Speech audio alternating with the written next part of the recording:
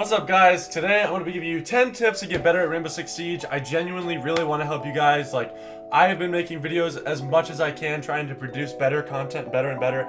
Anything I can do better, please let me know. I'm going to just play a montage in the background while I speak over, trying to give you guys tips and ways to improve at the video game of Rainbow Six Siege.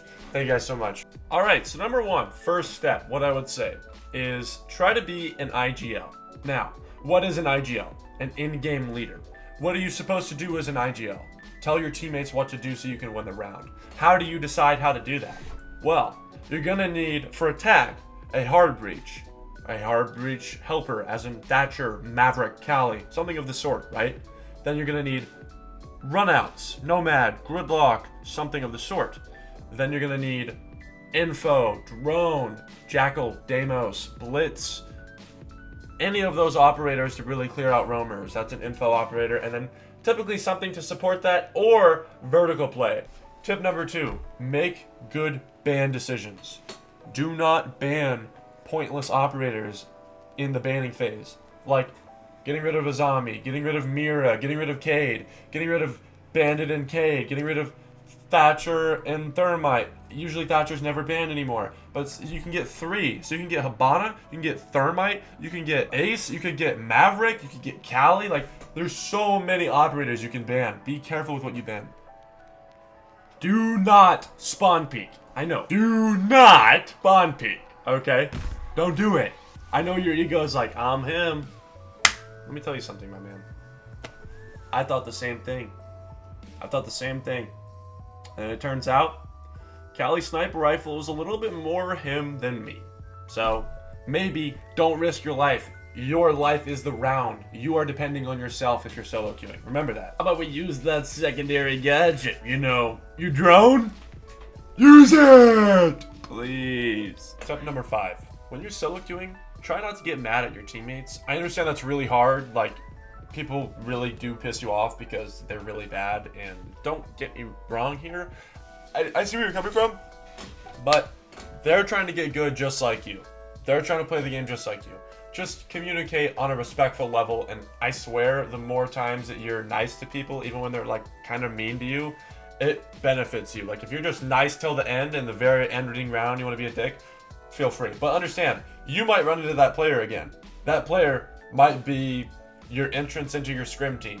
Be careful. You might ruin your image before you even make it big because you're being toxic when you were at a lower rank. Be careful of your image if you keep the same name. If you're a constant changer of your name, don't worry about it as much. But as I said, mental, that's this tip. Try to keep a good mental while solo queuing. 6, taking accountability. If somebody says you did something wrong and they genuinely think you did, instead of arguing with them, just try to take accountability unless it's completely bullshit. Some people just lie on your name and just want to make you mad and rage bait you. But if it's not, and it's genuine criticism, and you're being deflective of it and being a jackass, don't do that. It's not good for the community. It's not good for getting good at the game. It doesn't help anyone. Don't be toxic. Being able to build a stack as a leader and as a friend, and being able to be a good people person is also really helpful in Siege. That's probably my 7th tip, I would say. Really focus on trying to be nice to people, and you'll build so many more bridges to just be in servers and be invited to stacks way better and better and better, just because you have a good mental and you're a good person to be around. Aim to be a good person to be around, and you'll constantly be being picked up, especially if your callouts are good. 8th tip. So always try to aim head height. Now, how do you do that? What I would practice is going around in training grounds and target drill and running and aiming at the bots' heads at the door level of head height, and be ready to flick between crouch and head height, like crouch height and head height. But really focus on your un-ADS first, because that's where you're mostly going to be aiming. If your un-ADS is level the whole time before you ADS, it's a lot better for your aim overall. So lastly, number 9 before 10, the beautiful one.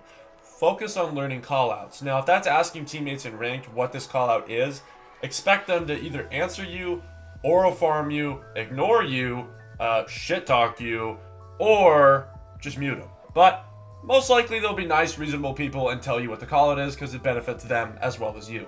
Now, I typically would ask people in quick match when I first was learning, and then I got into ranked, and it went by a lot smoother that way because people in ranked care about their elo a lot more than people in quick match.